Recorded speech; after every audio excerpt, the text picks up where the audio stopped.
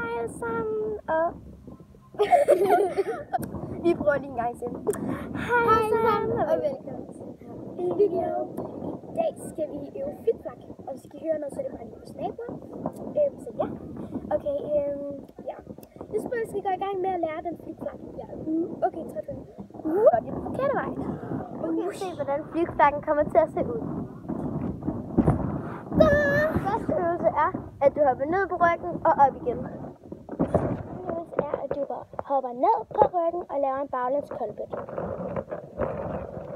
Tredje øvelse er, at du går ned i knæ og hopper tilbage, for at være sikker på, at du tør at lave den flikflak. Fjerde øvelse er at gå ned i bro og op igen. Og hvis du kan gå ned i bro og svinge benene over, det er, at du bare springer ud i det. Og det var så vores video til at lære, hvordan man kan lave flikflak.